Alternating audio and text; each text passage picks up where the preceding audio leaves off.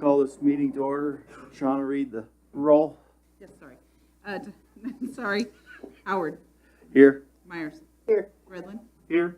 Thompson. Showalter. Here. Please stand and join with me in the Pledge of Allegiance. Pledge allegiance to the flag of the United States of America and to the republic for which it stands, one nation, under God, indivisible, with liberty and justice for all. Anybody signed in for public comment? No. All right. All right, we'll move on to number 3, the presentation and proclamations, the library board, Karen Gillian. Thank you for that. Well, first of all, I'm Karen Gillihan. I'm the library director. And I'd like to introduce my board, some of my board. Dave Branda, Jackie Shields, Lindsay Emig, Kat Franklin, and Shara Deshoff and Craig Boggio are the other board members. I believe you got a little brochure thing in your packet. I just wanted to come because we haven't been to the commissioners meeting for a while, just to kind of let you know what we're doing at the library. We are busy. We are not, finally, traffic is getting bigger after COVID. We're getting a lot more people in. If you come by on a Wednesday or a Thursday, I'm sure you will notice that. Or an afternoon, as Ann probably has experienced. So, a few of the things, our library visits were 34,000, which was about 2,000 less than last year. But we average about 78 to 80 people a day that come in for various reasons. It could be to make a copy, to send a fax, to scan something, which are some of our services, or maybe just to use the restroom. You know, it's just, and the internet is a big service that we do provide free of charge. Plus, we do have Wi-Fi outside so that you can use it 24 hours a day if you want to. One thing that we do, we started this with a grant years ago with mobile hotspots. We now have 7 mobile hotspots that we loan out to people for a week at a time, so that if they do not have internet at home, or if they're traveling and they want to use internet, they can take it with it. So our system library in Norton provides us with 2 of them, and then we have continued with the rest within our budget. So a lot of things, we do a lot of programming, adults, children, young adults. We're constantly having crafts or book clubs so that we can get more and more people and provide a service for our community. Our children's area is our most popular area, and we are one of 6 that are called family place libraries. Marcy, our children's librarian, went to New York City for training with a grant, and that provided us with money to purchase a play area so that families can come and network together and provide a place for kids to play and check out books. And so we're very, very proud of that because Topeka has one library like that. The rest of them are in what we call Western Kansas, Dodge City, Garden City, Liberal, and Goodland, and Colby. We were one of the first ones to jump on the bandwagon. But we're very proud of that, and it keeps our facility hopping. So if you want a quiet library, do not come on Wednesdays and Thursdays, for sure. But there are times when the library is quiet. But so we're really not just books, as what some people think of the library as just books. We're really more of a meeting place, an active place, and we have a lot of entertainment kind of things like DVDs. People still use those, CDs. We have online databases that you can check out movies and books and audios from online. So we're not just the building. We are open to all the time. We have, as I said in here, we have a coffee bar available for our patrons if they want a coffee or hot chocolate. We also subscribe to quite a few magazines and newspapers, which are printed items. There are still those that read those. We have a lot of people that come in to read the newspaper, so it is still viable. We do have a 3D printer that we can do printing for people. The kids love it. They come in and find ideas and do that. So we are really active. We got a grant for $23,000 to update some of our computers. We put up a new portable screen in our meeting room, which is a 10-foot screen, so that we can do Zoom meetings in there. We're also wanting to fix up another room for meetings, which we were able to get a large TV so people could do Zoom meetings if they needed to, or just to meet in there. So that grant money was very, very helpful to purchase some of those, came from the state library, of course. And they do help out with that. So we are updating constantly with our computers and our internet service. Anyway, I don't know. We love the library. We love people coming in. Some of you maybe should stop in sometime, and we see Ann frequently. JJ, been wanting him to get there. I've been trying to get him to get there, not to point anyone out, but. Called out by the librarian. He's used to it. So anyway, does there anybody have any questions? We appreciate your support financially, and We appreciate the service you and the board provides, much needed in the community, so thank you for being there and doing what you guys do. thank you, because we do. Provide for everyone. So that's the nice part about a library. Oh, yeah. We have a lot of people. It's kind of interesting that we have a lot of people that will stop by that are traveling, and they'll stop to give their kids a break, and they're always so impressed with our library that they'll come. We have one family that comes frequently. Every time they're headed to Grandma and Grandpa's, they stop here, let their kids play for a while, and go on. The girls on the hill, I call them, I don't know, on the travel center, they send them to the library a lot. And also during the weather, if the weather's bad, we have a lot of travelers that will stop to try to make connections internet-wise, or just to spend the day till the road's open or they clear up. So it's not only a service to the community, it's a service to everyone that comes through. So I always am impressed that they can find us, you know, because we're off the interstate a ways. So, but we do tend to, everyone finds us. So. That's good. Anything else you'd like to do? I have a great board. So that's very helpful. They're very progressive, and we try to keep things up to date so that we have things that are viable to the community. So, Well, it's a great environment. It's for all ages. yeah, So, really. We think it is, Yeah. but then we're kind of partial to Right. it.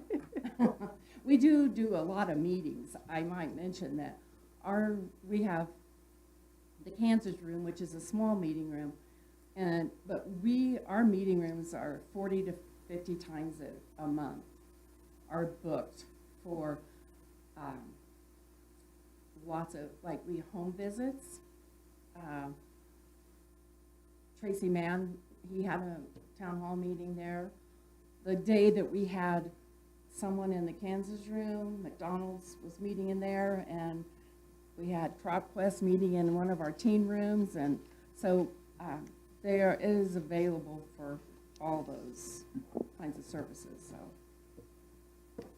and I have a great staff also, which I listed them.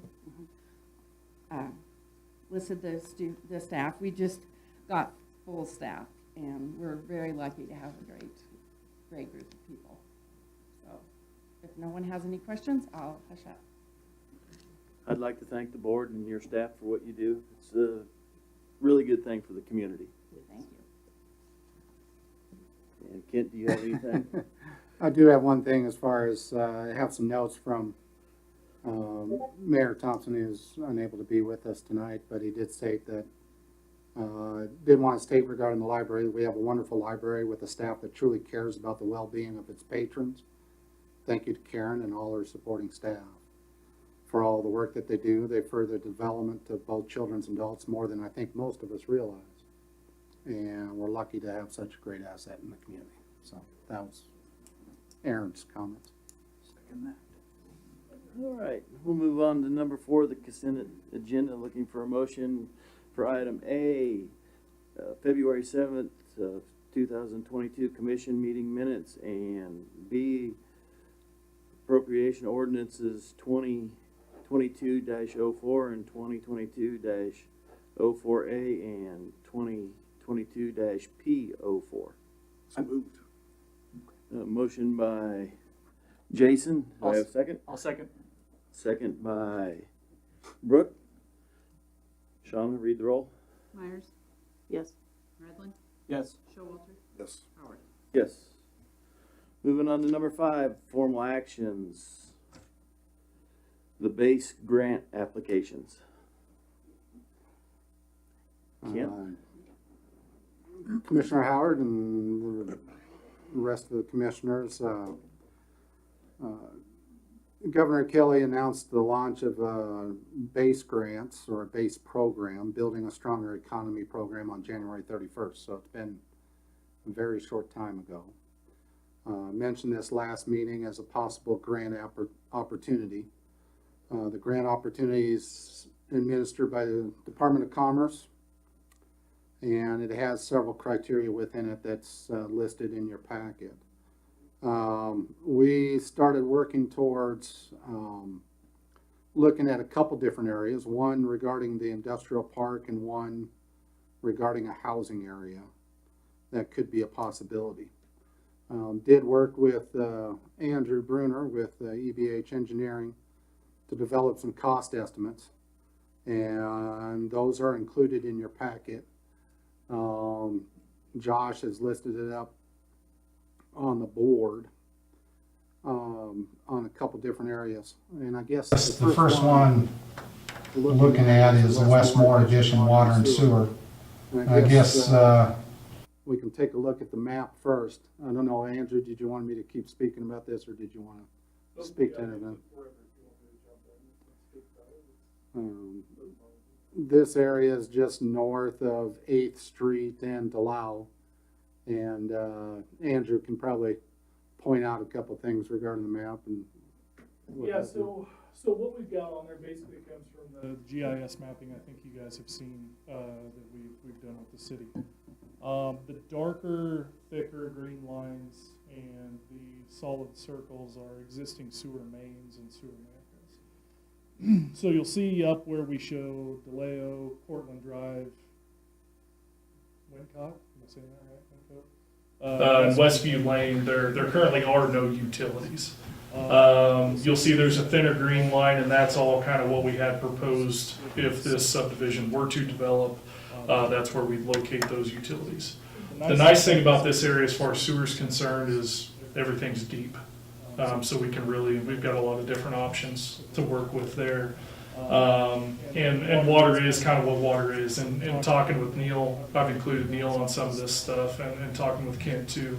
We always want to try to create a loop, tying all of our water lines back together, so we've got flow coming from multiple different directions if we ever do run into issues.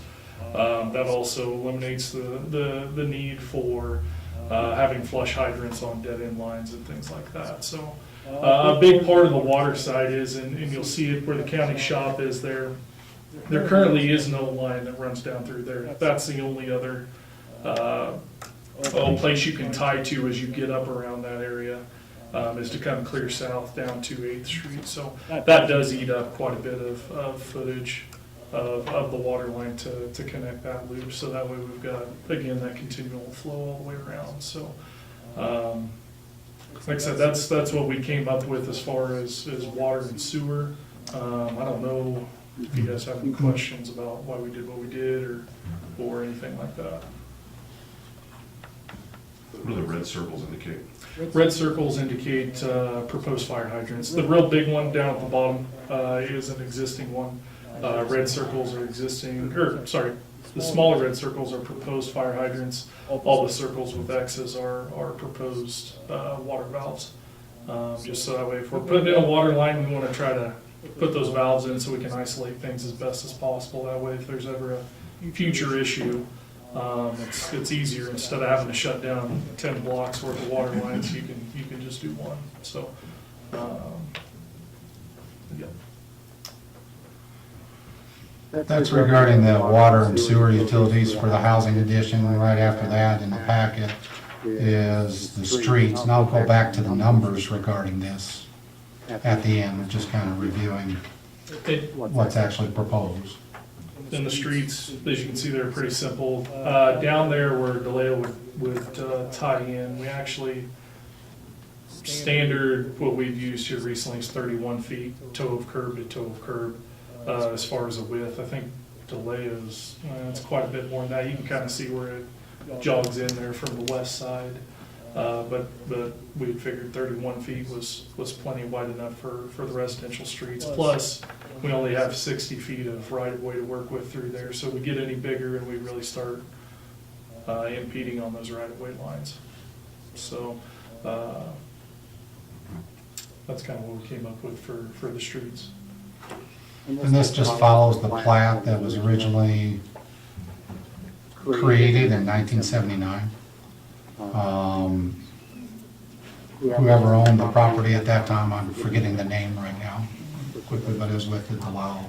Farm is expecting more to occur north of there sometime over that time. And it obviously has not happened for a number of different reasons.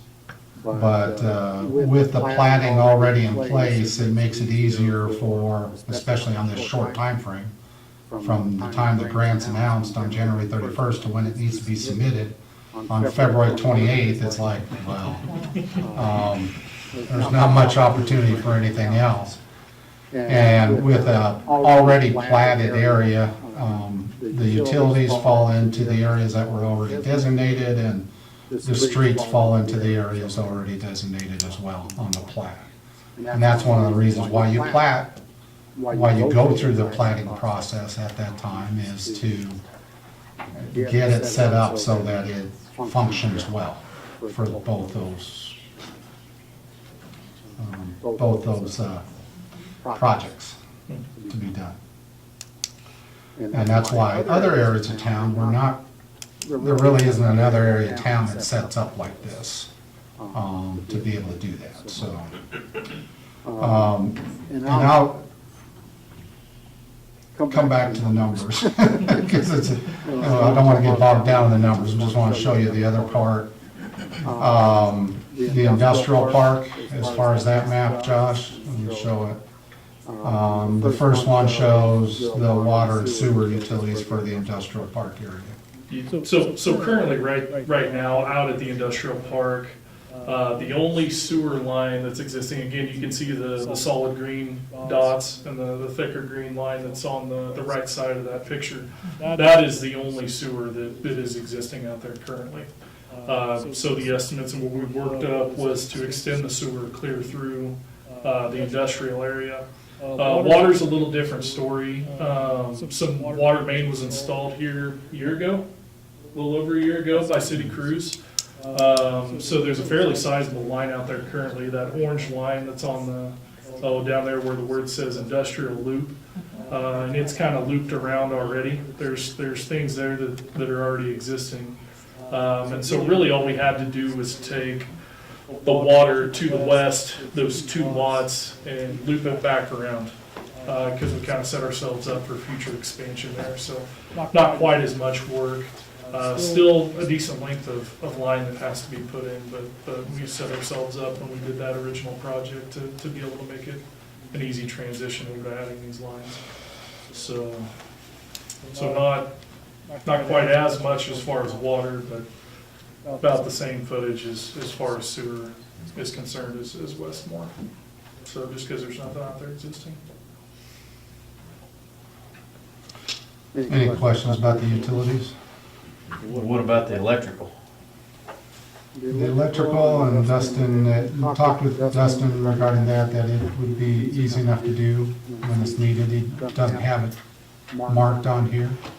But for overhead, and a lot of times, and especially in an industrial park area, and often will depend on the customer, so you don't want to install it before you have a customer in there, because overhead is fairly easy to do. It was, and going back to the housing area as well, he said it was about $15,000 to $30,000 a block to extend the electrical as far as the main line. But within an industrial area, there could be additional transformers, and just like our charging station that we ended up having to add at the 24/7 area, that there was additional electrical infrastructure that needed to be put in for that. So depending on the power requirements of whatever the customer needs, it could affect what the sizing is you want to do. So you don't want to do it ahead of time or get ahead of yourself too early, or you end up doing it twice. So, and then the other is just the streets. Yeah, this is kind of an outdated aerial. It's from, I think, 2014. Since our last street project, we actually extended up there on top where it says West Industrial Street to where we show it to start at there on the north side. So, yeah, pretty simple road straight through there. This road would be 36 feet wide, which matches everything that's been constructed out there in the industrial park. So, nothing really too fancy or eccentric on that, but it is a little bit wider than that residential area. And for truck traffic, you're gonna want it to have Yep. a decent size, so. Now, going back to the cost, Andrew also developed cost estimates for each of these. And probably the first cost estimate is the housing area utilities. And between the water and sewer, he basically has, and I don't know if this is an updated amount, because you revised it slightly. As far as the linear footage, is that the same that you have, Andrew? No, that's the revised one. Okay, Yep, because it was the sewer really was the only thing that was affected there. okay. So, yep. So it's about 4,750 lineal feet of piping on the water side, and then 3,400 lineal feet, 3,450 lineal feet on the sewer side.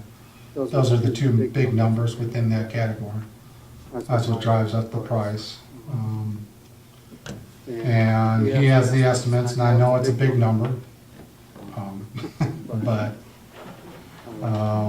that's, Andrew said it was a conservative number, and then also he checked again regarding as far as the cost figures for the unit price on per lineal foot, so, on recent bids. Yeah, especially with inflation right now, and how it's kind of starting to get out of control, and with diesel prices moving up the way that they are, and so we do have a little bit of buffer from recent bids. When I say recent, within the last 6 months, it's not to say that those don't go up, and so that's why I always on these I've thrown in a 10% contingency as well if we see an increase like that. So with this grant, we have to have everything constructed within 2 years.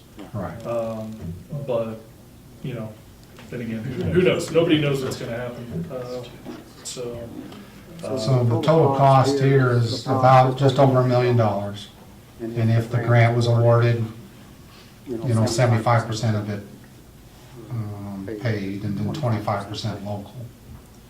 On this, both on the utilities and the street cost, what could happen if the grant was awarded, then we start a special assessment process, a benefit district, basically. Because you're gonna want the property owners to pay for the local portion of this project. So then there would be a process to set up a benefit district, and it's an entire process within the Kansas statutes that you have to go through. That eventually, then you have the construction cost, and then you assign that construction cost. You have a bond for it in order to pay off the bond. Then those property owners pay a certain amount of their additional property taxes per year to pay for those assessments. That's probably the simplest explanation regarding those type of things. That 25%, you'd go through a process and assign it to the property owners. And they'd have an opportunity regarding that. We'd also have to obviously have the plans designed and then go up for bid, have a contractor doing it to install it. And then after those all the construction costs are in, then you proceed with the actual bonding of the project. So you end up with temporary financing to construct it, and permanent financing which the property owners will pay off. The street cost, if you thought the utility cost was high, the street cost is even more, just because of the cost of concrete. And basically the the quantity is in a higher amount, obviously, so. Did you want to speak anything regarding the concrete cost? Not necessarily. On Westmore Edition, we did two estimates. One was in concrete, one was in asphalt. With it being a residential area, could very easily do asphalt, if that was an option that wanted to be looked at. But other than that, not really. You'll see, below that I've got the opinion of probable costs, and then preliminary engineering, design, construction engineering. Those are kind of worst case scenario numbers. If we'd get awarded, then we'd look at that a lot harder and see how we could break some of that stuff down. I don't think on any really projects here in Goodland we have ever used anywhere near our construction inspection budget because we've been fortunate to have had good contractors. So that's a worst case scenario number that fortunately we have to somewhat plan for, but we've never had to run into that. So those are based off of percentages on the total base construction costs is how we come up with those. So if you had questions about those, but and I'll ask you a question that I can ask him now since I said I'm going to ask you a question. That street estimate is based on all the streets being done. There is a situation where you can do them, you can do a couple blocks to begin with, see how it is responding, and you have someone that actually build houses and build something, because you want the development to succeed and to have most of those lots sold within a certain period of time frame. And you could limit the exposure both for the property owner and for the city, to say that we wouldn't want the entire development included in that street estimate. With the utilities estimate, it's that every intention is to have a housing area. I don't see it ever being anything else to get that done. The street estimate, that is one thing. Do we go ahead and say for the grant purposes that we want to do the entire amount, or do we want to do something less than that? There might be some consideration for that. Just to say, to have a better chance, because I can guarantee you there's going to be more applications than money across the state, to make ours to be looked down upon more favorably at the state. But that's just a question, and then we can talk about the other project before I ask you for an answer regarding that as we go forward.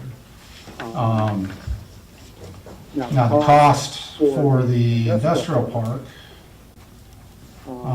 as far as the utilities, is a little bit less than the, what it was for the housing area. But it's still a big cost. But then that cost, that would be the local match of $183,000. It could be done a couple different ways. We could look at as far as the reserves that we do have within water and sewer. But the other thing we could do is we could set up a benefit district just like we do for the housing area, and then have the city pay that portion over time. And hopefully, you know, when a business comes in, you can include it in the price of lot. You don't want to put it, you don't want to have a reason to say no for any business coming in, but that could be questions down the line regarding it. And you have, I guess one thing I didn't mention is that the housing lots that are listed on the housing area, the Westmore addition, is about 47 additional lots. So that cost, that 25% of that cost would be divided upon the 47 lots. But if one property owner still owns all 47 lots, it'd be assigned to the one property owner. With the industrial park, there's obviously a lot fewer lots to divide that cost upon. And then regarding businesses, it depends what you want to do regarding it. There hasn't been the opportunity so far. I know that it's been discussed by previous commissions about over the years since the industrial park was built, which was actually done, I think, not by the city, but by a private an economic development group with the community, and became the city's property. But it was built in the 80s. And I know that they've wanted to extend utilities for a long time, and different commissions talked about it, but they haven't seen the opportunity to do so. This is an opportunity to take care of quite a bit of the cost to extend those utilities. And there's no business these days that's going to, well, I guess I shouldn't say wouldn't, but they're much more likely to consider your property if there's already utilities set up to reach it. They don't want to wait 6 months to a year to get utilities installed into the industrial park. So this cost, it could be paid off over time, or it could be paid off when we get awarded and we actually do the construction, which would be over the next year. So that's the cost estimate, and then the street estimate. The only thing that Andrew did regarding the cost estimate for the streets in the industrial park was to have a concrete for a truck and, you know, the heavy weight of certain types of vehicles that would end up out there. It'd be a much better surface to put in. And obviously, it's a big cost. But that one, as far as the streets, and I think I included that in, I didn't include that in the memo, but the streets could, that would be a question for the commission. Should we include it in our grant application as far as the streets themselves? Because that's a pretty big price tag. And streets, once you have the utilities in, it's much easier once you would have a candidate actually locate out there. That can be done in fairly short order, especially if it's just a short extension of a street. Once you have it done, it's nice that it is done, completed. And if you didn't include it in the grant application, obviously you lose that opportunity to have 75% of it paid by grant funds. But that's a pretty big price tag, which even on the local match, even after the reduction of the 75% paid by the grant, that's still a pretty big number. And that would be hard for us to, it would be hard for us to do it one shot. We'd probably have to end up bonding it out so we could pay it over time. So I guess there's a couple questions for the commission, both for the people involved. Do you think this is a good idea to submit the grant applications? And is it good for the industrial park? Is it good to have one for the housing area? And is there anything else you would want to do less of in those applications? Anybody? I have a few questions. Do we have like a number of homes that we're potentially going to add? Do we have a number, you know, how many lots, I guess, that are? It would be 47. Oh, I guess I'm apparently blind. Thank you. I said that a little bit later, so. Okay. And then do we have any potential suitors, you know, for the industrial park? Anybody that's looking to come to Goodland? Julissa? Lisa? Sure. So we have had people reach out about our industrial park and we have the opportunity. We're working with some partners through KC to hopefully bring something to the area. The thing about it is it's not developed, so we kind of lose out on those opportunities when it takes more time for that. And in the conversations I've had with Kent, we're in a hot spot where we're close enough to the Front Range, along I-70, have rail access, all of that makes this a hub. But where it's not developed, that comes at a cost in time where if something else is developed, then they choose to go there.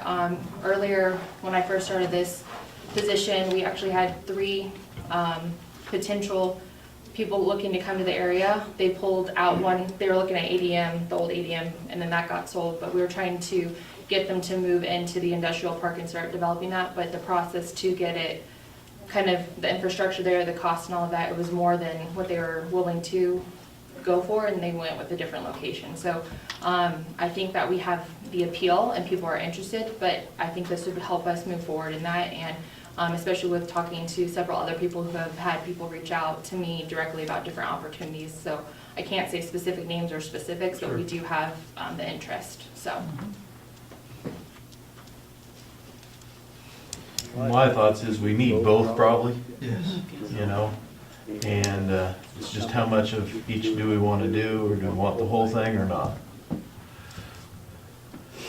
I guess the way I see it, we already have a housing issue, and if we add more people to move here with another industry, where are we going to put them?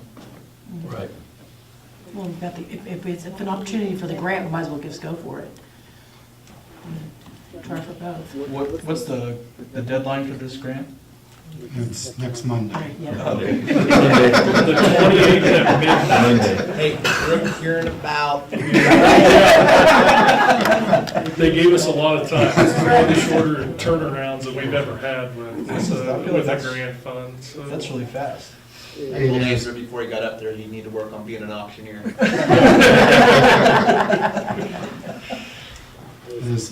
That's, you know, and that's why this seems like a real opportunity, but it also may be A little bit of mirage opportunity because it's really only projects that were ready already. You know, but I think we have 2 options here that do fit some of those bills, because the industrial park, I know it's been here for 3 decades and 4 decades, and people might say, well, nothing's happened yet, so why should we proceed any further? But it is not a field of dreams. Different communities put together, putting in utilities and opening up either industrial parks or business parks and then having them filled. And if you don't have a place for it, they don't want to wait because they have immediate concerns and they need to take care of their immediate concerns. And I'm not berating previous commissions or previous staff administrations, because it's just such a big ticket item. to extend these utilities. And without the immediate occupant, like you brought up, Brooke, it's hard to justify it. But with this grant, it takes away some of the risk for the city. You know, quite a bit of it in order to extend these utilities and then we have a ready-made place and we look more attractive.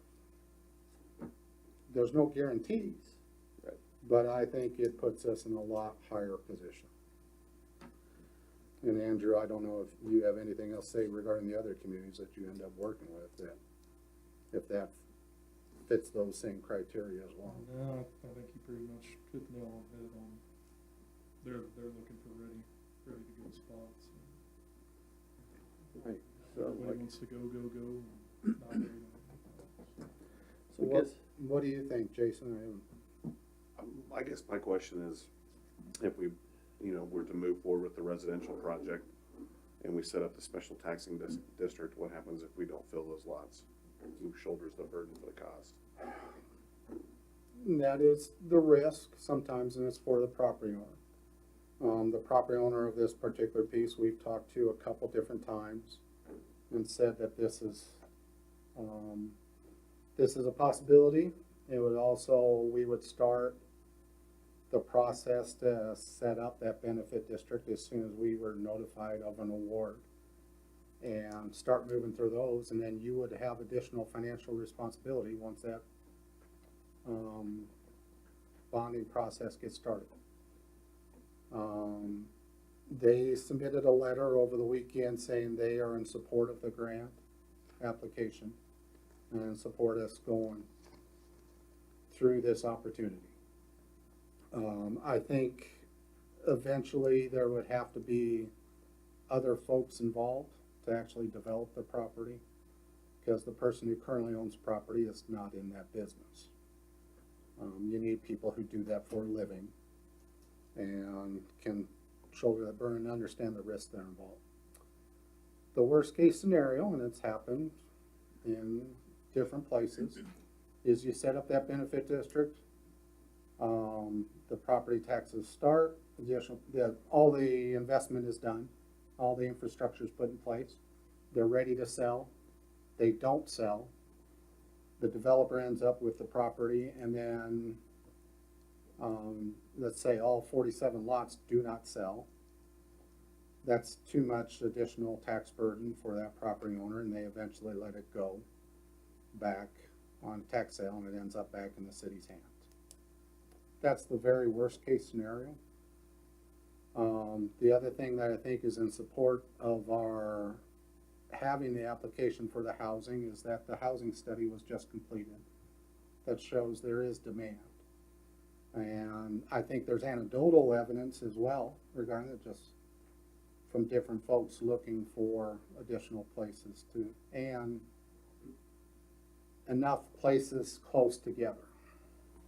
I think there's an ability in town with a couple different people building houses that it works at one house at a time, but that doesn't entice a developer who can do a number of homes at the same time and all do a neighborhood.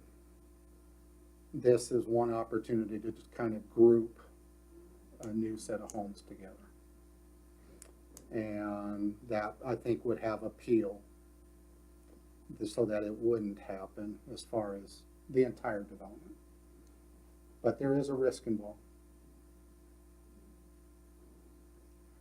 how long would the specials last for? Is that like 10 years or? Usually with the cost of them anymore, it ends up to be, well, it depends on what the final costs come in at. Right. And with just the 25% of cost, you might be able to do it in 10 years. But most of the time, it's 15 years or 20 years anymore. And then you have that certain amount each year. You know, a couple $1,000s a year ends up an additional $100, $200, up to $300 a month to be able to do it. But it all depends on what are the final construction costs and how it goes through. Dan, do you have anything? Should we break this up into two motions? Yeah, I had one resolution for you. I was intending, after I spoke with the other property owner, to have the second resolution, but just to say, yes, they have one resolution for the industrial park, and then we'll have a second one for the housing area. To submit an grant application on behalf of it. So I guess, I'm looking for a motion for the Westmore housing development to do the utilities and the streets to submit for bid Submit for a grant application. or grant.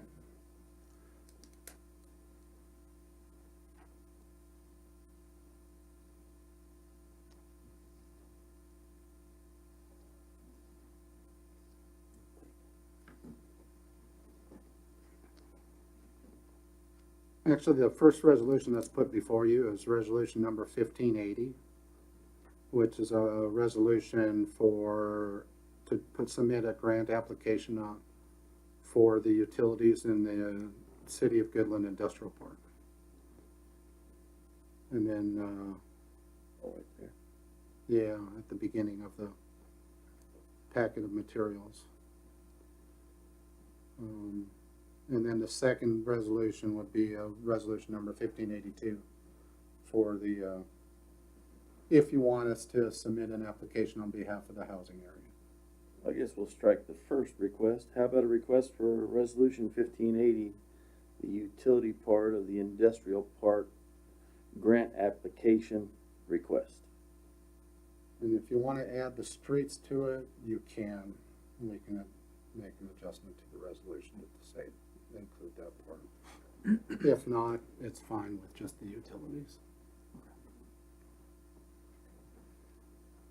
I would make a motion for 1580 to submit grant application for the industrial park. Motion by Jason, do I have a second? Second? Second by Ann.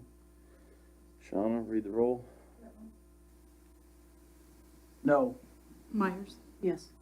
Showalter, Yes. Howard. Yes. Okay, and then we'll have another call for a motion of 1581, the street part of the industrial park grant application.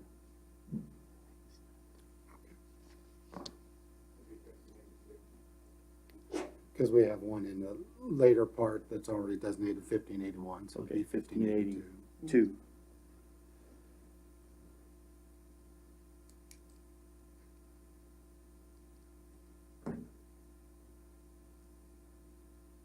I make a motion for the 1582 grant. I have a motion from Ann Myers for the 1582 grant. Do I have a second?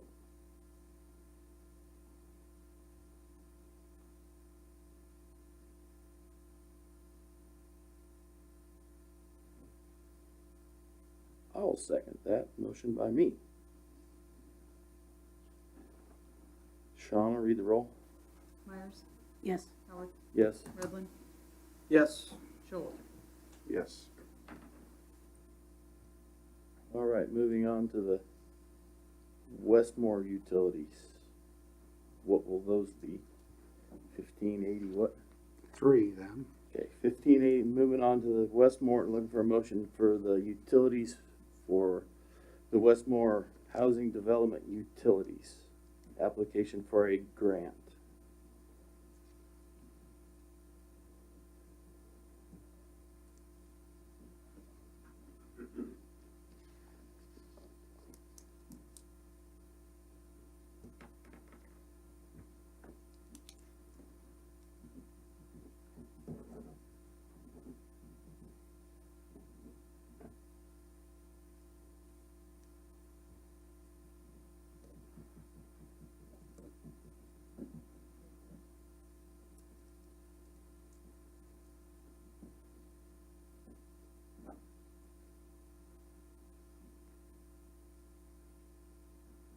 Any motion for the utilities? For the Westmore?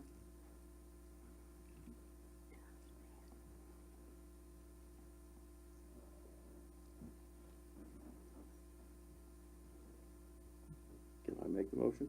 You can make the motion, you're one of the commissioners. I'll make the motion for the Westmore Utilities Grant application of 1583. Do I have a second? I'll second. Second by Brooke. Shauna, read the roll. Showalter, No. Redland, Yes. Myers, Yes. Yes. All right, moving on to the Westmore Street application for the housing development of 1584. Yes, sir. Do I have a motion for that? I make a motion for the 1583, Streets for Westmore. 1584. 1584, Streets for Westmore. I've got a motion for 1584 by Ann. Do I have a second? I'll second. Second by Brooke. Sean? Redland, Oh, I'm sorry. Yes. Showalter, No. Myers, Yes. Howard. Yes. All right. I guess that's it for that part. Thank you, Andrew. All right, thanks. Moving on to B under formal actions, the city attorney contract renewal of Jake Kling.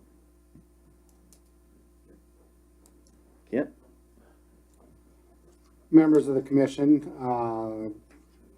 we have a contract, obviously, with the city attorney, with Jake Kling, who's present here tonight. He's been employed for the last several years, but it's basically a 2-year contract, and it gets renewed at this time. He provides a lot of different professional legal work for the city, and also provides city prosecuting attorney services to the commission, and he also works with staff and several members of staff at various times. Probably contact him on a regular basis as far as what's going on with the city. Staff recommends approval of the contract, obviously. Within the general government department budget in 2022, $48,000 was dedicated to the city attorney contract. It's been at the same rate since 2018. And city staff, as well as myself, was pleased with Jake Kling's performance as city attorney and city prosecuting attorney. We do recommend a renewal, and do think there should be, I know it wasn't completely budgeted for. That is one question, since that was what was budgeted, but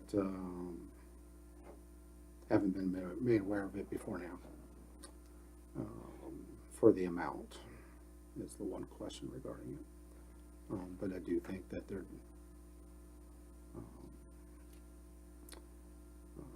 should be increase, whether it's done at this time or that we go ahead and take care of it at budget time for the subsequent year of it.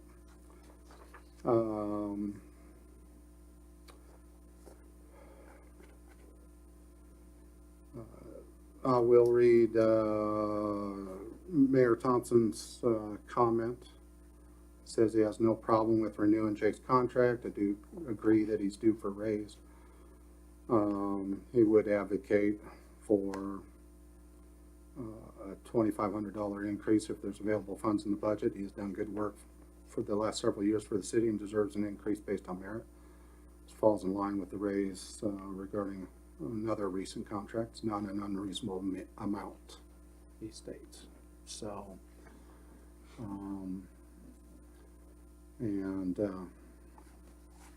think that can be done, and it can also be discussed at budget time for the following subsequent year. But it depends on what you all want to do. He's actually the contract's between the commission and the city attorney. So it's not up to me regarding any recommendation regarding the city attorney's contract. So Any- I would Input? make a motion that we renew Mr. Kling's contract with the $2,500 raise. I've got a motion to renew Jake Kling's contract of $48,000 plus an additional $2,500 I'll a second. year. Second by Brooke. Shauna, read the roll. Myers, Yes. Howard, Yes. Redland, Yes. Schultz. Yes. All right.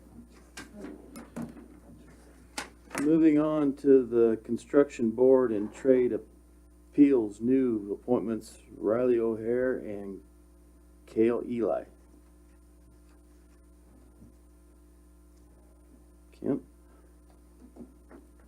As put before you, and then I don't see, oh, Jeff, you're hiding He's there. behind the podium, so Jeff's done the majority of the work trying to recruit members to this board, so I'll let him speak on it. Hello. Yeah, I've been working pretty roughly on, not last week, but the week before, trying to recruit. They've had troubles in the past getting gentlemen to, or ladies to get on the board. I've reached out to several, and we got 2 applicants turned in, and before you. The one gentleman, Riley, is going to be a member at large. He's here with us tonight, but he's looking possibly this summer or later to go on and get his contractor's license. So he's been doing the trade for a while and kind of follows in his dad's footsteps.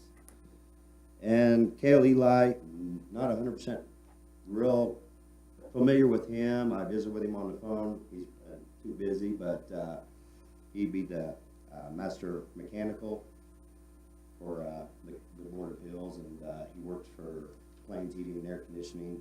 Kind of a younger gentleman, eager. And so it's kind of where we started. I've got several, I think 3 other applications out. Haven't gotten any returns. 2 more for general contractors, and another gentleman for the electrical. He's a master electrician. So got a few more. If anybody knows any that I'm looking, a master plumber or some plumbing, and then we have to reach out for a realtor also. That's kind of the goal anyway. Any questions on? No, as we know, it's hard to get anybody for boards, so.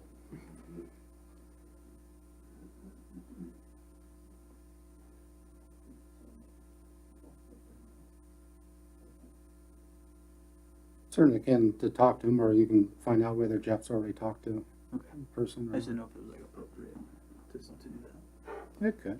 Okay. Have you reached out to, and I don't know, it's been a while since I've seen him, Court Hawks? With for electric? Yeah, he'd be electric. Is he a local? Yes. Mhm. Okay, He's master. okay, I can. Yep. I would reach out to him, see if he would be willing. Sure can.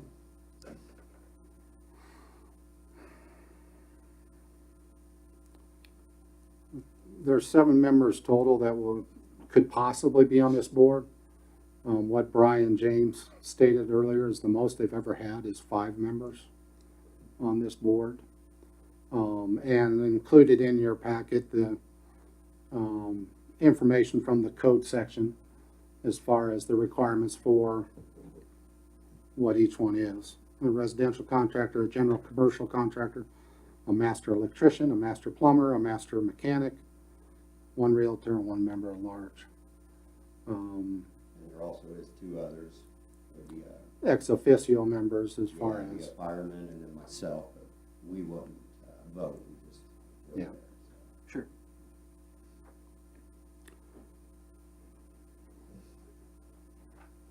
We need a separate motion to approve each application, or can we do one for both?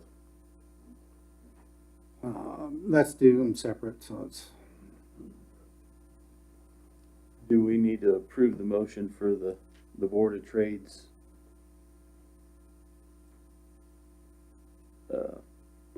In the packet? no, it's already in the It's code section. Okay. I did ask you one question, when take it after the appointments. Or did I say something below there? No, there wasn't anything in there. Um, so it's just the appointments that are before you for a decision. Okay. Looking for a motion for Riley O'Hare to be appointed to the Board of Appeals. So moved. Got a motion by Jason. Do I have a second? Second. Second by Ann. Shauna, read the roll. Howard, Yes. Myers, Yes. Redlin, Yes. Joel. Yes. Okay, looking for a motion for Kale to be appointed to the Board of Appeals. I'll move. Moved by Brooke. Do I have a second? Second. Second by Jason. Shauna, read the roll. Redlin, Yes. Howard, Yes. Myers, Yes. Joel. Yes. Right. I think that's it. Thanks, Jeff. Resolution 1581, Sherman County Community Development Flatlanders Festival. Kent? We've had a request from Sherman County Community Development, and Jaleesa can speak to it if she wants to as well. Requesting, and this has been brought up at the joint meeting, this is just a more formal recognition of that. It's just a resolution that the City Commission encourages and recommends that the Sherman County Community Development assume the management, operation, and coordination of the Flatlanders Festival. Even though it's been brought up verbally at this point, this is more a public announcement that this is the City Commission's wish. And that the festival itself is run by a private organization. It's not really a, the city puts money towards the event, but it's not a city event technically. So that's one of the reasons why for the resolution itself. And then I also want to provide what Mayor Thompson put as his comments. I think the SCCD taking over the festival is a great opportunity for the community, will help to ensure its future success. He would also like to recognize the members that have served on the festival board and thank them for the tremendous amount of work that they put in every year, including Brent Wood, Lincoln Wilson, Randy Gavin, Dave Daniels, Donna Price, and countless others over the years that have made it one of the best local festivals in our area for a long time. And what this resolution does is look forward instead of anything else, and saying that we'd like Sherman County Community Development to run the operations of the festival, and as far as the planning for the festival especially. And that so that everybody has a place and knows what to do when the festival actually comes about, and to help with the operations during the festival itself. So, Jaleesa, do you have anything to add to what I stated? I would say that we have had conversations with the current board right now, letting them know kind of our intentions of wanting to take it over, knowing we have other funding opportunities as well. Going for our 501c3. Also just kind of getting all the groups together in the community to be a part of this. And so it's not on just that group's shoulders to make it happen, but working with all the entities to create it to be a community event. I know when it first originally started, the college was a big part of that, Chamber of Commerce, and where we house the Chamber of Commerce now at SCCD, we want to make sure that it's kind of, we can bring it back to that where it's a full community event and everyone's involved and doesn't feel the burden of just this board and having to do that and trying to organize it. Also, kind of my background is in events, and so kind of understanding the different components that come with that. I think we can expand it to where we can grow this event to be as big as it was before, if not bigger, and really highlight what our community has to bring to the region around us and bring people in. So, Any questions for Jaleesa? Are you Yeah. still, sorry, Go ahead. are you still planning like doing like the car club, the bikes and all that stuff? yeah, so the overall idea is to bring all of those groups together and sit at one table and have this conversation so that we have a better idea of what a schedule would be so that people can participate in all the events. I know in years past there's been conflict of this event happening at this time, so just finding a better way to coordinate to support everything that's going on and highlight those things. just in a better light and maybe help support them in a way that they haven't been supported before, where we take on the coordination of entertainment so they can focus primarily just on the car show and just on the bike show and don't have to kind of coordinate to make it all come into play and under their hat. Just kind of alleviate some of that pressure or just the tension that comes with that. Anything else? Comments? I guess we need a motion to approve the resolution. I motion to approve resolution 1581. Second. Got a first by a motion from Jason and a second by Ann. Shauna, read the roll. Howard, Yes. Myers, Yes. Redlin, Yes. Showalter. Yes. Sorry. Yep. Thank you. Discussion items. Work session topic, water rates. Commissioners, quite a bit ago, we had requested KMEA conduct a water utility retail rate study. And tonight we have Darren Prince from KMEA that has completed the study. That was included in your packets and can go over several items within that retail rate study. So I'll let Darren start, and I'll probably end up providing some additional commentary. Thank you, Good evening, folks. Gary. Thanks for having me. Had a conversation with Kent earlier, and I'm actually in person, which I think everybody assumed I was going to be through the computer, which is going to be easier for me to do it here in person. So thanks for taking the time.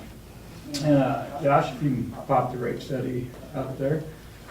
Short introduction on, I guess me. My name's Aaron Prince. I work for KMEA as a manager of regulatory and rates. So basically, the services I offer to our electric members, which Goodman is one of, is I do electric rate studies. And I represent our members in regulatory proceedings at KCC and FERC if necessary. And water rate studies are very similar, is why I was asked to do it, and I said yes. So, and this is the conclusion of it. So if you can you scroll down, Josh? There you go. You can stop right there, please. So the first part is the process. And basically how the report's set up is I explain the process I go through for a rate study. And that's basically pages 3 through 4. And if you guys don't mind, instead of going through that formality, I'll just jump to the actual second part of the rate study, which is the results, which basically goes over those processes and the results that I came to. So Josh, if you could go ahead and jump to page 5. And I'm an analyst, so I'll concentrate on the tables here in the numbers. So table 1 here is basically it's honestly a revenue verification, and for me to look at your customers' usage and your rates and apply that rates to their consumption and to what the city reported, so to make sure that what I'm calculating and what you guys are coming up with we're close to the same. So it's more for me than anything, just to make sure that I understand your rates and how they work. If you scroll down a little bit, Josh, to table 2, this is basically a snapshot. If you could reduce the size a little bit, I guess. See if we can get the whole table on there and see it at the same time. This is basically a snapshot of what we call an operating statement. And so it shows your revenue and your expenses on line items at a high level. So you can see the production, distribution, miscellaneous on our operating expenses. And the 2 lines, there's 2 lines that I'd like to bring your attention to, and that's the bottom 2 lines where it says net cash balance and total balance. So what the net cash balance is that's basically just your sales and service revenue subtracted with your expenses subtracted from that, your total expenses. And the line below that is your sales and service connection, plus your other revenue you received throughout the year, plus your January 1 balance from the previous year, minus expenses. So that's why you see on the net cash balance line, you're running, basically your revenue you're receiving in 2016 through 2019, just your revenue from your sale of water and your rates is not covering your expenses. It's negative. And that's why on that total balance line, you see it drop from 721,000 to 294,000 by 2019. At the end of 2019. Yeah, at the end. And that's the reason that the commission and also the city manager Finson at the time, stated we needed to do a water rate study. And that was at the end of 2020.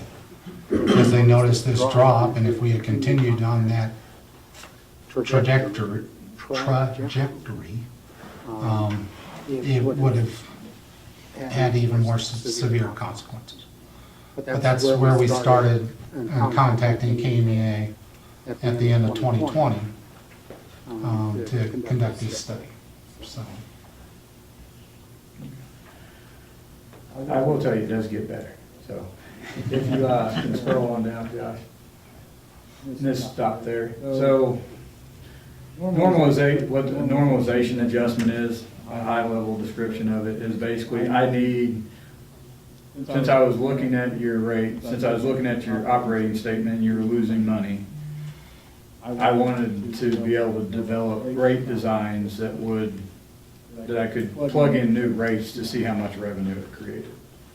So I just didn't simply want to take the last year of your consumption or your water consumption and apply it to new rates. What I did is I looked at, because water consumption is affected by weather and precipitation, I took a 30-year average of it, and I basically projected the water consumption, assuming that 30-year average weather. So it kind of puts you on the conservative side. If you can see in your actual usage in 2020, if you look at the total section under actual usage, you go down, it's approximately 45 million, a little above that cubic feet, and my projection is 42 million, assuming normal weather, simply because it was cooler, on a 30-year average for weather. So that just kind of, and I use that 42 million to project the rates and rate designs when I go forward. And I think it'll be a little easier to understand once we get to table 4. Well, not quite table 4 yet, but getting there. Go on, Josh, I'm sorry. So on this table, basically, I assume no change in rates, and I just kind of forecasted your expenses out 5 years. Basically using a lot of expertise from your city staff and some averages and just an inflation allocator at 3% past 22 for expenses. And as far as revenue, in 2022, what I did was I did take that, what I just talked about, that normalization adjustment, and just put it applied your normal rates to it as of now. So you can see it. With that, it brings in approximately 1.16 million. And you can see if you scroll down, your expenses are in 2022 forecasted to be at 1.23 million. So your net cash balance is still negative. I might got ahead of myself there a little bit, but so I'd like you to take a look at 2021 as well. And when we started this, we have a time lapse. So you can see at the end of 2020, your cash balance was $364,000, a little bit up from the $294,000 in 2019. And then if we hadn't gotten through 2021, I probably wouldn't have projected this, but you had a really good year. You added 170, approximately 170K to your cash balance, so it went up to about $540,000. That's for a number of reasons. You had a high revenue year. You had lower expenses than you'd seen in the last 4 years. And also, some of those lower expenses came from, in 2020, you guys had a water utilities position that needed to be filled that still hasn't been filled, and that was around $70,000. And then also your transfers are lower if you look at previous years than they are in 2021. In previous years, they'd range from, if you started in 16, from $535,000 to 600, just above 600,000. So they were in the 500 to 600K range opposed to the 426,000. That's just some things to take into account. And talking to city staff, I don't know if your transfers can remain in that range and maintain your infrastructure. That they would know a lot more on that subject than me. And also taking into account inflation. I put 3% in. And as it was discussed earlier tonight, we know it's higher than that. It's probably double that, if not more than double that. So, just things to take into account. And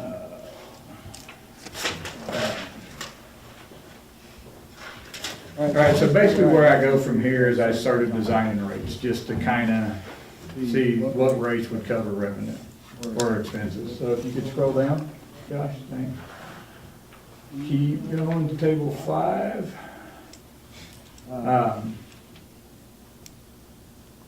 So if you look, this is a table that comes from a cost of service analysis. And the rows I'd like to bring your attention to is the normalized revenue row or column and the cost of service column. You can see that they're really, really close. So normalized revenue is 1.16 with 1,166,000, and the cost of service is 1,166,000 as well. There's a couple $100 difference, basically meaning you're really close to just even, no margin of error. So what I did is I developed what I'd call a cost of service driven rate. And I looked at your cost of service, and for residential customer inside the city, it says their cost of service is $916,000. That's the cost that they cause. And you're only collecting $884,000 from them under normalized revenue. And you can see on commercial inside the city limits, it's approximately, the cost of service is $217,000, and collecting about $282,000. So what I did was I developed a rate design off that. If you scroll on down to table 6, yeah. So basically, I just concentrated on your residential customers inside the city limits off that analysis. And basically, I increased the customer charge $1. The first block, 4,000 cubic feet or under, I increased by a nickel. And then I increased anything above 4,000 cubic feet by 20 cents.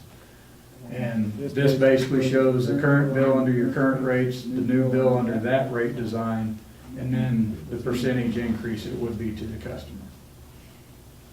If you can scroll on down, Josh. And this shows the same table, that operating statement table again, with the revenue from that cost of service driven rate design that you guys would see. So you can see it produces there, if you look at 2022, approximately $1.2 million. So you move a little closer to covering the projected total expenses of 1.23 million. Not quite, but if you flip back to the other table, which we don't have to, I think it was around 30 or 40,000 that you were not covering, and this is covering basically 30 or 40,000 more, or 20,000 more. Now if you scroll on down, please, to the next table. Okay, so what I did here is, this is across the board rate design. So I said, I'm just gonna increase everybody's rate the same amount. So I did $1 on the customer charge, and I did 5 cents on the first block of 4,000 cubic feet or under, and then I did 20 cents on 4,000 cubic feet or over, excuse me. And you can see I did the same thing here. You can see the bill, your current bill under your current rates, your new bill under these rates for all the customer classes, and then the customer impact. If you could scroll down to table 9, please. And in 2022, you can see the increase in revenue. So you have about another $9,000 that you gain from it.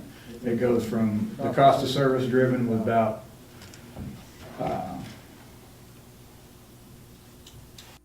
$1,212,000. This is $1,221,000.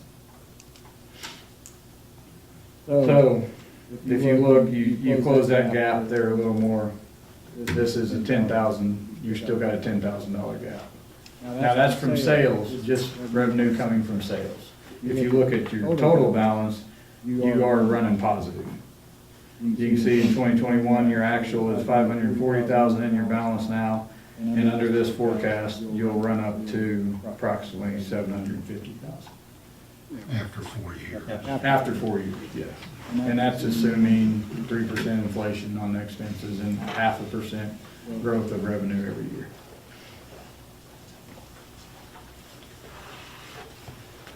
So in conclusion, you know, the time lapse needs to be taken in consideration when looking at these observations, because that's what these are basically. Is that I started in 2020, it didn't look good. Got through 2021, got it done, but we were able to get the actuals for 2021. It started looking a little better, a lot better. You recovered a lot. But also take into account that you recovered it that fast, it might switch that fast too. I mean, if you fill that position, if you don't have the strongest revenue year, I hope you do, but just take that into consideration. There's still needs as far as the water treatment plant and also the water towers, as far as, the money that we took from operating transfers from production and distribution, we set aside for the bigger projects. We combine money from multiple years in order to do the bigger cost projects.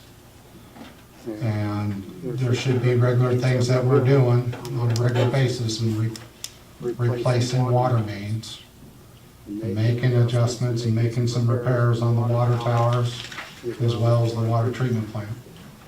And having the resources to do so.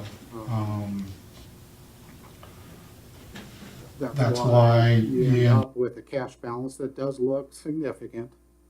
But I can tell you right now that any of the water towers, if they would fall in our town, it would cost more than $500,000 to construct it. And that's just one part of the water system.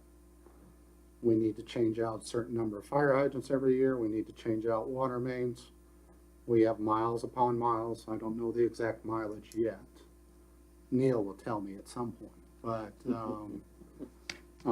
as far as our water mains, and even if we do 1 or 2 blocks of water main a year, we probably won't be able to do the entire system in 100 years. So if you think about that regarding your water mains, the calcification that occurs within the older pipes and those type of things. The other thing that will help our revenue eventually is that I asked Shauna, and she could speak to this as well, but asked her what are the number of meters that we have that are older than 10 years in the system. As a meter gets older, it calculates slower, and that's, AWWA suggests that you have meters 10 years or newer. I don't know of any community that's been able to keep up to be able to have meters that are 10 years or newer. But we have about 800, about of our third of our customers. We have 2,600 customers. We have 2,200 paying customers that end on there.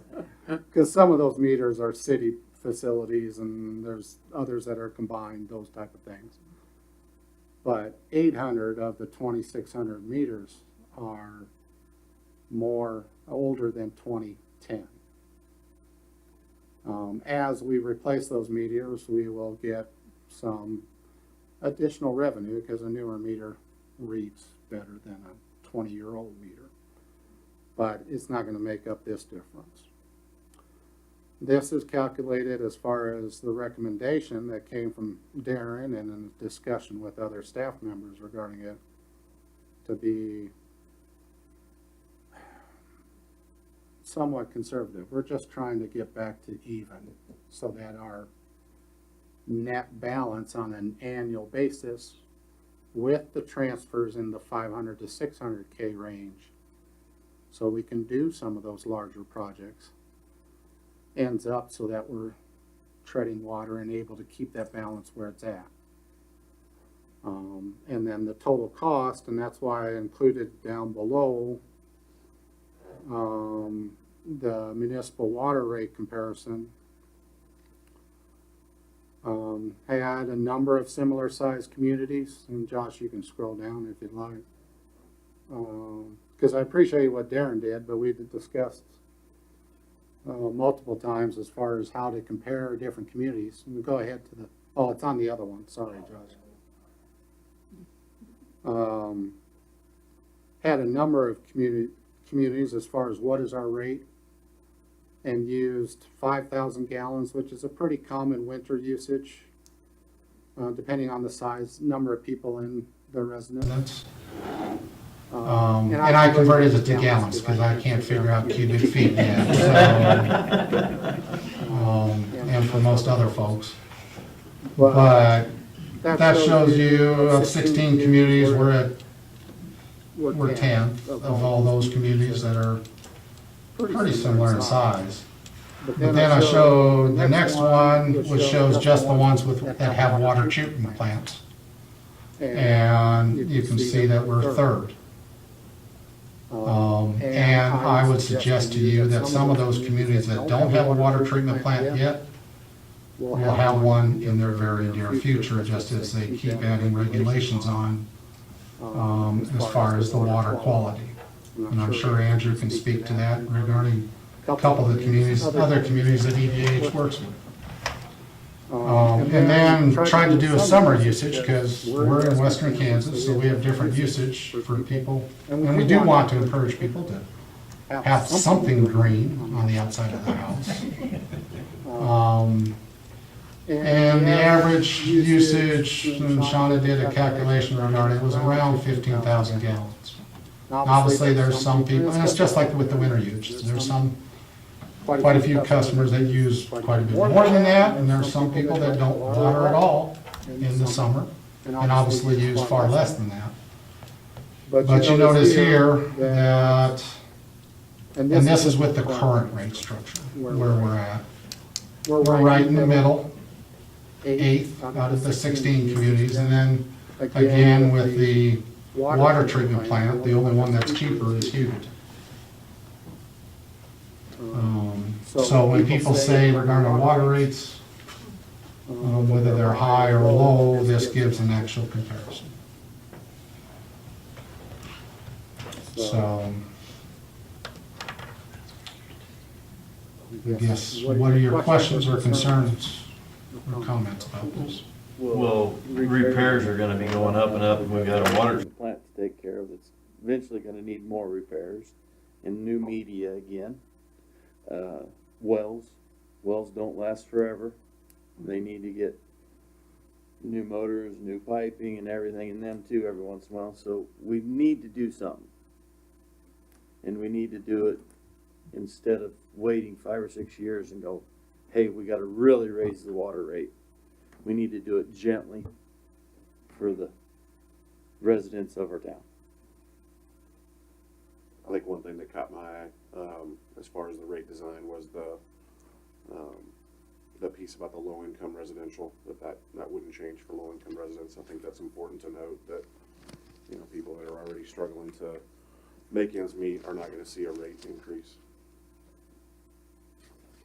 And the current bill, that's obviously based on winter rates. So then the summer, on table 8, I'm looking at table 8.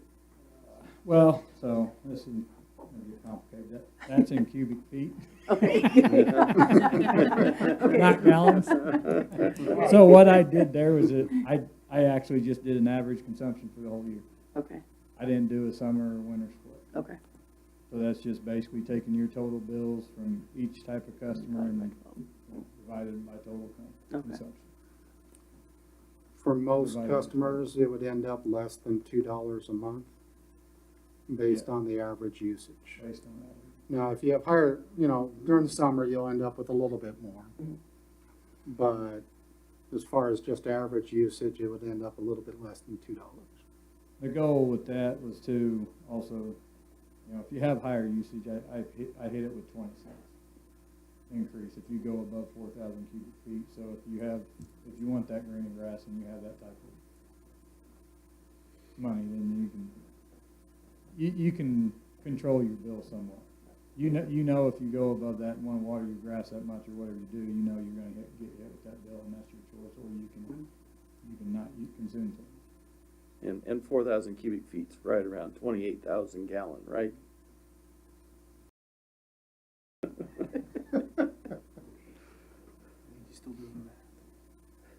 Yeah, it's 748 gallons per cubic foot, correct? 7.4. per cubic foot. And I think the only months you guys had, trying to recall off the top of my head, the only months you guys had anybody go 4,000 cubic feet was during the summer. Maybe, I think not that much either, 3 months out of the summer.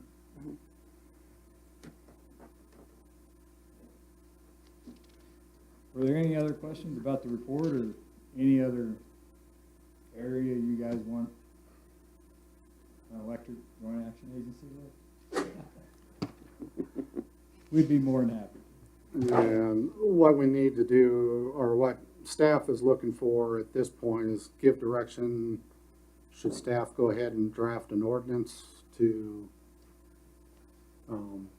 match what the report says, or should we not? And what should staff do at this point? And then obviously, if there's an ordinance, there'll be an opportunity at that time to vote whether to actually do it or not. Sure. Doesn't mean it has to pass if we just write it down, so. Or we can come back and change it. Yes, sir. I would be in favor of the ordinance being wrote to these charges, increases. Did you like the second version or the first version? The second version that's across the board, or the first version which was just regarding residential?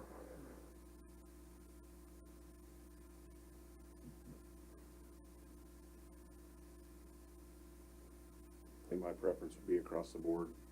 Same.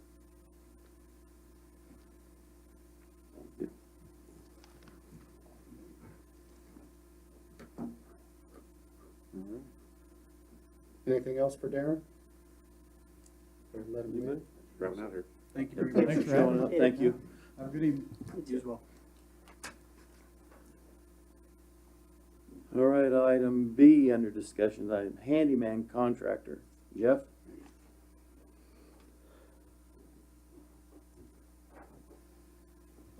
Hello again.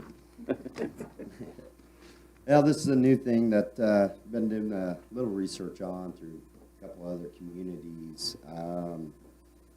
Visiting with other people in our community.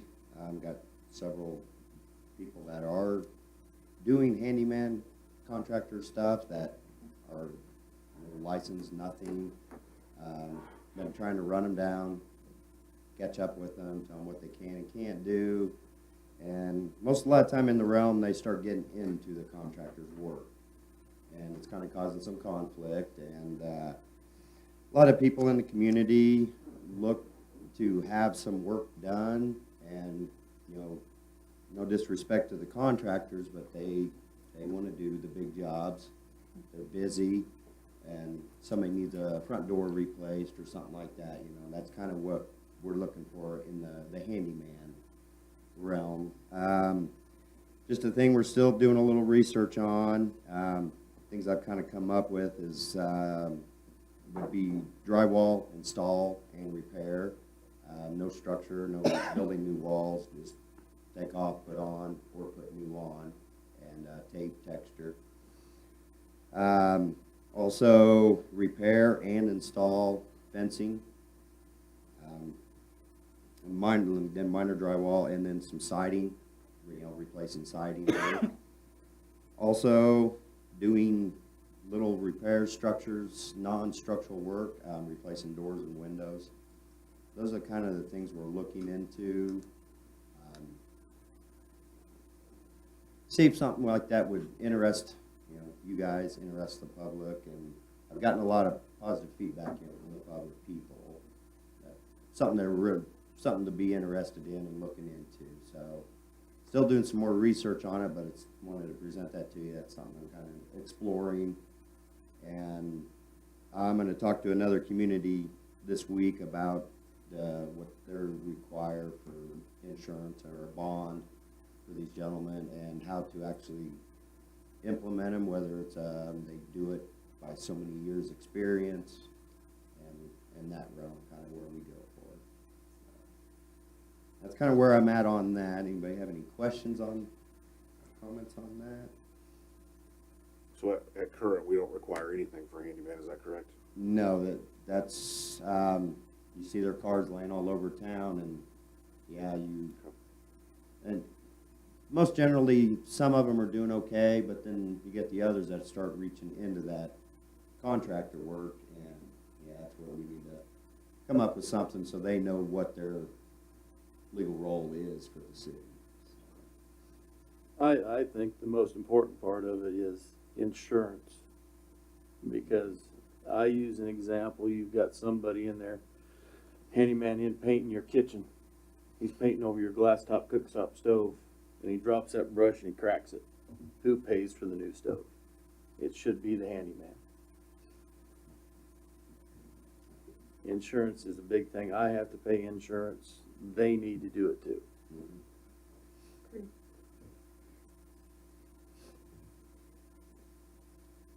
Well, one of the reasons that this came up, that Jeff communicated, was the other community, they started getting more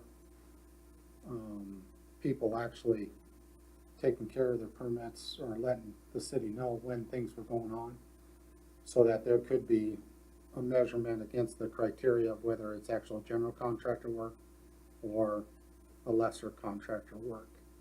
And they had much more responsiveness from the people that were involved in that, because there was an ability to have that within the city.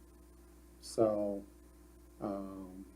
because that's one of the things, you get someone in your home, say, well, I just want you to do this. And then once they're there, it's like, well, can you do this? Can you do this? Can you do this? And pretty soon it gets to be in where they should have a general contractor's license and go through the whole effort to get the general contractor's license. And this is a way, I don't know how successful it is, and Jeff's still researching it as far as how to at least monitor that progression. Yeah, it'd be give them something more. doing some inspections, required inspections on their work, making sure that they are doing what they're doing when they pull their permit. And So how would that reach into the commercial side? commercial would, no. Nothing. No, commercial, you gotta be, Commercial. yeah, commercial Okay. license, yeah. This would just be for a residential only, so. Well, I'd certainly be interested in hearing what other communities are doing. I think keeping the playing field level is probably a good idea.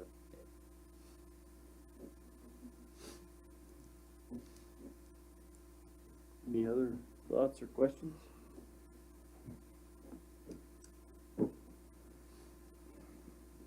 I guess not.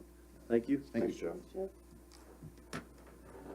Yeah, letter C, peddler's license. Yeah. Commissioner Howard, the rest of the commissioners. This has come up as issue and additional discussion. Sherman County Community Development is looking at adding mobile food vendors at various events, including the Summer Concert Series event in the parks. And the current code, as a result, we reviewed, and also with the police chief Hayes and other folks, reviewed the codes and requirements for these type of food vendors.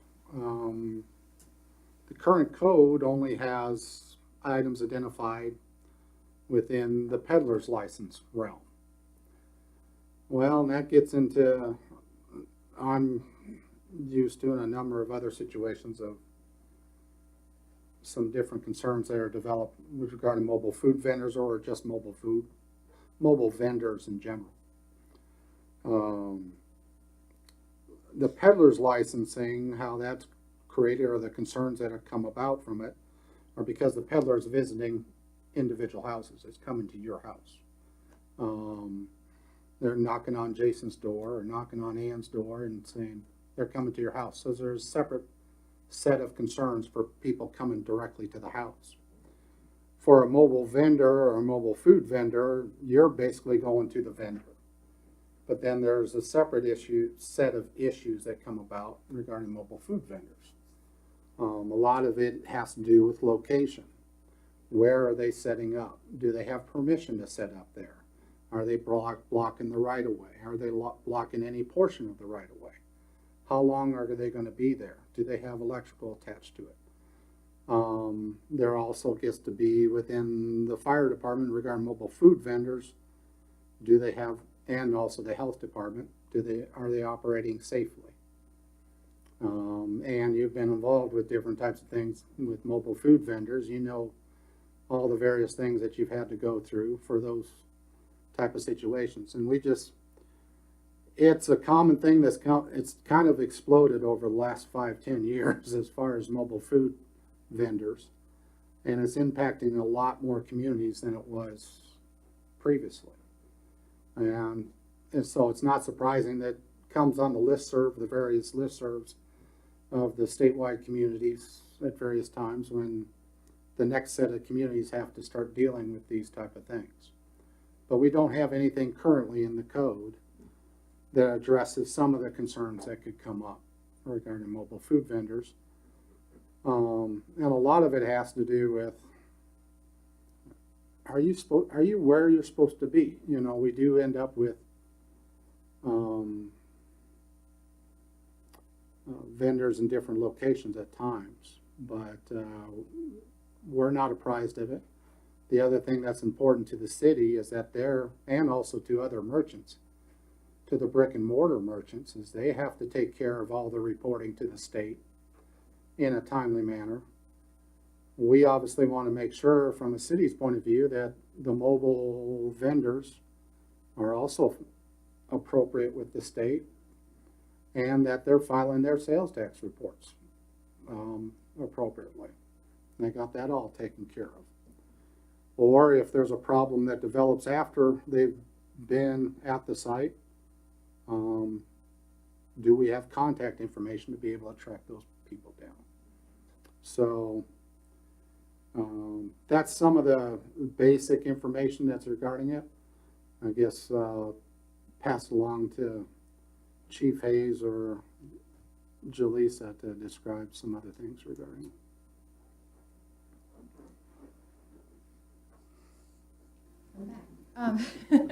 So yeah, going into this, we're looking to do a summer concert series this summer, and one of our thoughts is allowing food trucks and vendors to come and be a part of the community and get out and get exposure.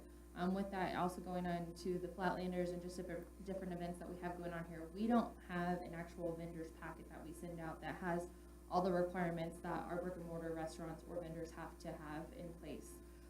And that's kind of a liability when you host a festival or an event or anything like that. You take on that risk when you don't get those right documents. And so in talking with Chief Hayes and just thinking in my board, how do we cover our basis and how do we have more regulatory application for that so that we have the information, we know that whoever's coming into our community is a reputable business and that they have the requirements and they meet all the needs that need to be met.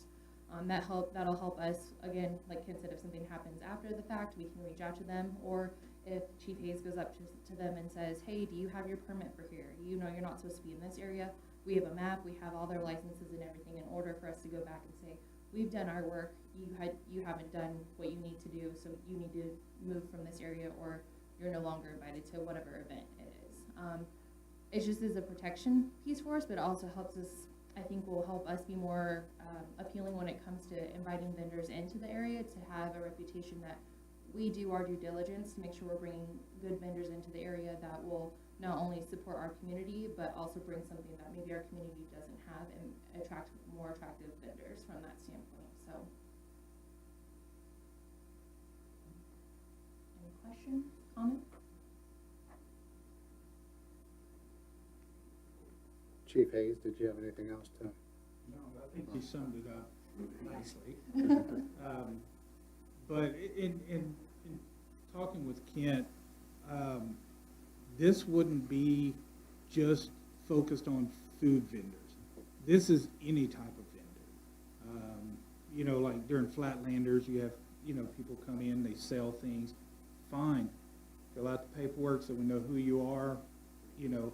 So I know we said, you know, at the beginning it was a food truck issue, but it's kind of gonna umbrella the whole vendor that comes in to sell things, not going door to door, just stationary or something to that effect.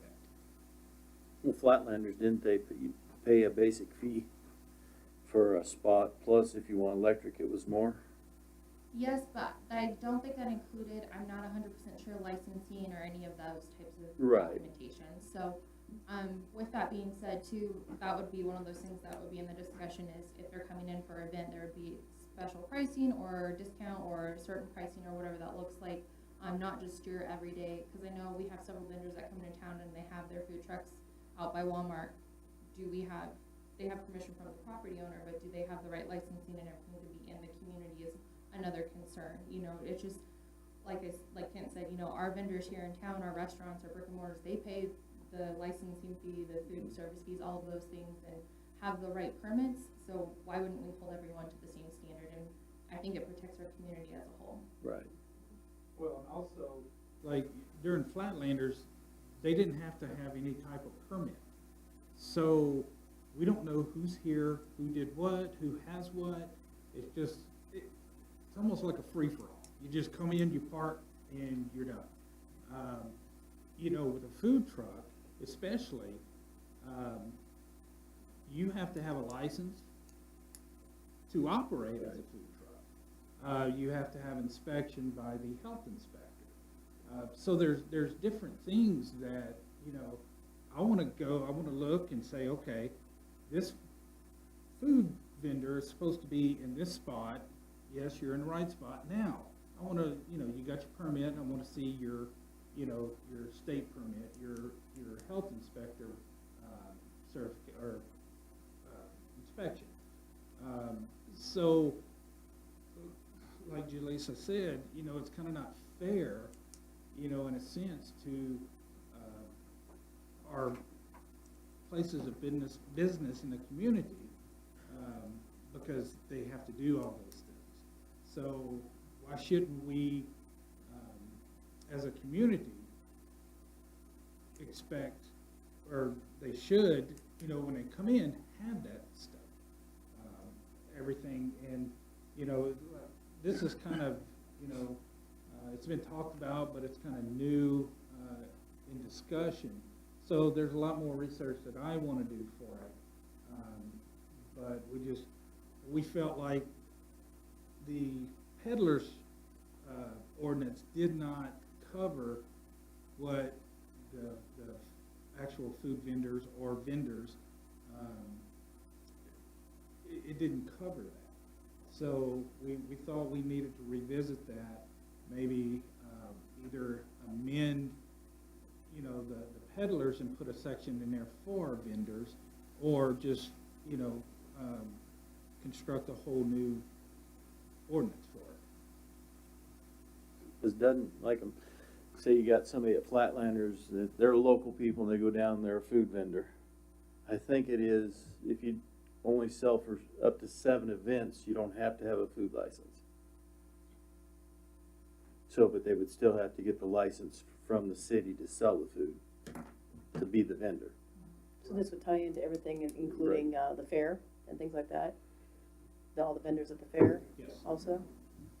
What do we do about organizations like the school? I know the diesel department, they usually run, you know, a hamburger stand and stuff like that. How does that tie in with them? So normally nonprofits are treated a little bit different. They do have requirements, but we can set those, and you can also have a health inspector on site to make sure that they have the right equipment and they're following safety protocols.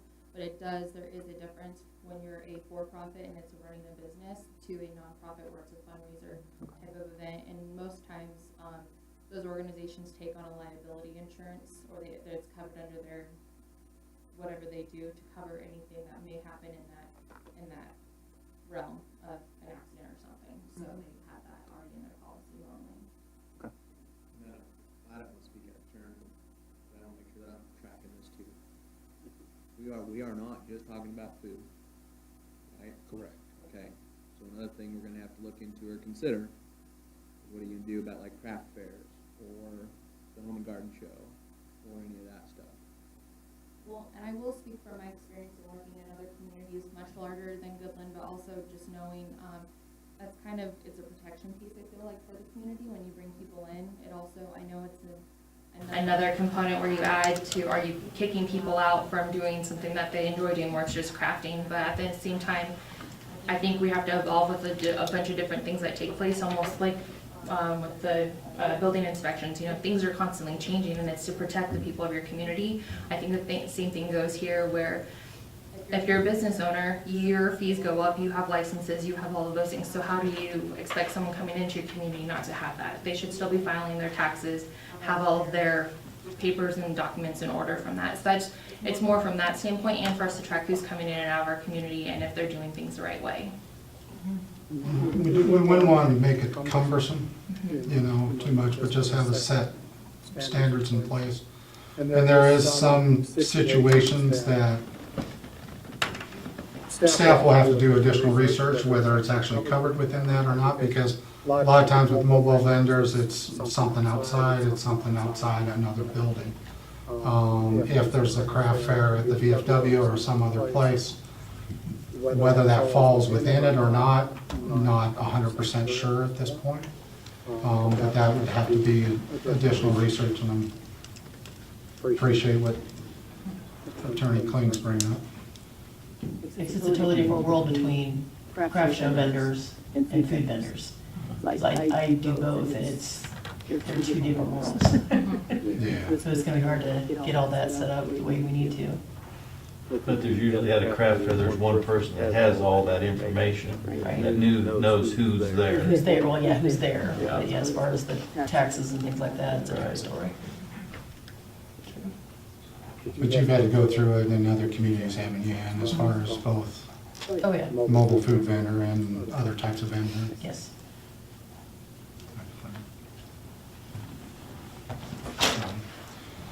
So should staff continue researching and bring something as, either as a proposal or at least a discussion of something to bring up? I would say yes, more of a discussion. Okay. Look at it some more, what an actual one would look at, and then discuss it first. Okay. All right, move on to number 7, reports. City manager. Had a request to hold a joint city-county meeting on March 14th to discuss potential sales tax ballot issue. Just want to make sure that's okay with you all. Monday, isn't it? Or? Yep. We're trying to occupy every Monday that you have. So. Doing a good job. It's fine with me. Yeah.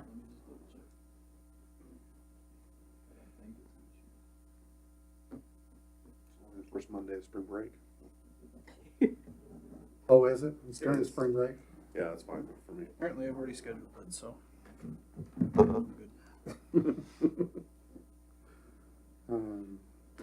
Included in your packet is just background information. We'll try to keep adding it on a monthly basis. As far as police call reports, it's just basic information. And then we also included the information regarding the chickens that have come up at various times over the last year and a half. Just some prior information. It's not for discussion tonight, it's for have it as a regular discussion item at the next meeting. But wanted to let you know it was provided for you there. Had a suggestion to do that, to have it at one meeting as far as just the background information and let you know that it's upcoming, so it isn't just sprung on you with only a couple days to read it. So I'll give you that information regarding that.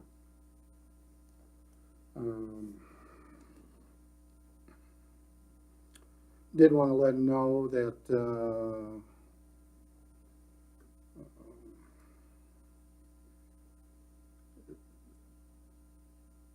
CDLs are not as much of an issue as it was presented previously.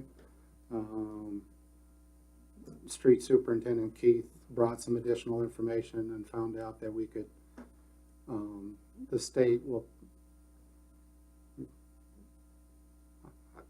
want to say probably, because I'm not 100% sure, but will allow us to have training, have someone trained as a train-the-trainer within staff and be able to do the CDL training that's required. So we're hoping that will be the case, and that we won't have to spend quite a bit more money and quite a bit of time to have someone trained for a CDL license, because oftentimes our new hires within the street and water and wastewater and the electric department do not have their CDLs when we do hire them. So we end up having to train those folks to be in that position. So is there anything else you wanted to add to that, Kenton? No?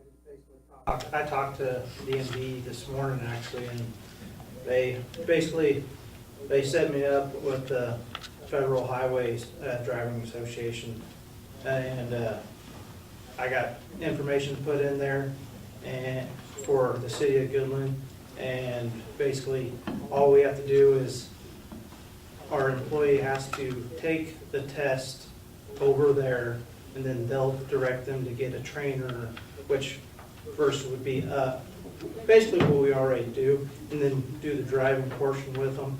And then once we feel comfortable that, which they, when they take the test and pass over at the DMV, they'll get their permit to drive, so we can drive with them. And then we just enter them onto the computer and get, I think they have 48 hours to get that information in, and they get a certificate over the computer, and then they can go back over and do their driving test with the state and pass. So that's what I got from them this morning. So we'll find out if we get someone that we have to train. Hopefully that's how it goes.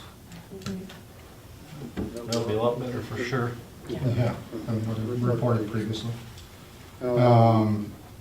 Earlier tonight, we had discussed some grant applications for the city.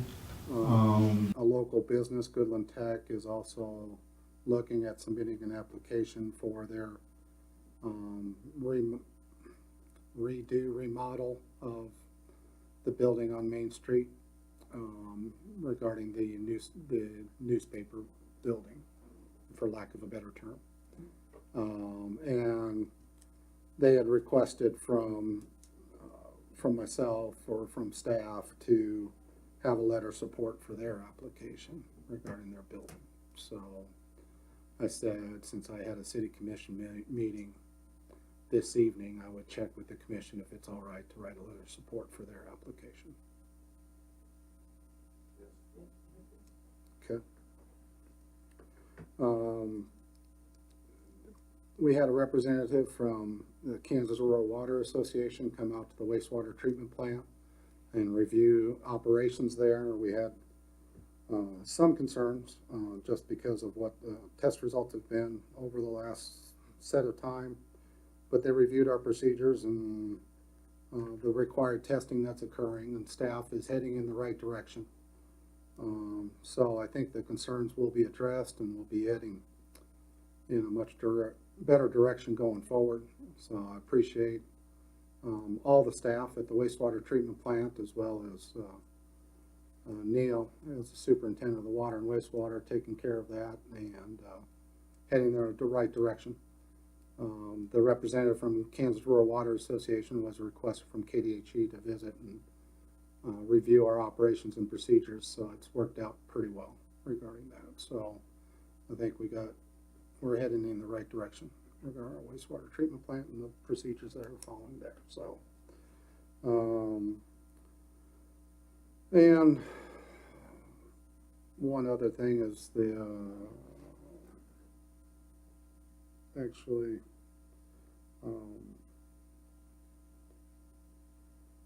I'll leave it at that. That's all I have. Any questions for Kent? All right, we'll move on to Commissioner report. Brooke? Just want to thank all the city workers for everything that you guys do. It's much appreciated. Makes our job appear a lot easier. You guys do the deep dives, and we appreciate that. Just also want to speak blessings over all of our businesses in town. Hopefully that we can just continue to grow. And also, Kent, you said that the chickens is going to be on the next ballot or the next meeting. Yes. Okay. I just want to make sure. That's all. Thank you. Jason? I want to specifically thank Shauna for filling in for the last few meetings for some pretty big shoes. So thank you for everything you're doing over there, Shauna. Ann? Nothing at this time. No. I guess I'd just like to thank all the employees and all the people that serve on all the boards for the city of Goodland and all our city residents. And that's it for me. I'll take a motion for adjournment. Could I have one over? Sure. Actually, two overs. Okay. You mentioned board applications. We are taking applications for the planning commission until March 15th. So that's been posted. In addition, as they're trying to talk with different folks regarding the builders board or the advisory board of trades and appeals, looking for members to serve on planning commission. And we could have a couple issues that need to come before the planning commission here within the next few months. So I appreciate that. And one other thing is I do want to thank that our building official did complete his inspection certification for a commercial building inspection as well. So he completed residential building inspection last month. Last week he was gone for the entire week to get this commercial building inspection. He was able to get that done as well. So appreciate that. Right, looking for a motion to adjourn. I'll move. Got a motion by Brooke to adjourn. Do I have a second? Second. Second by Ann. All in favor, say aye. Aye. Aye. Meeting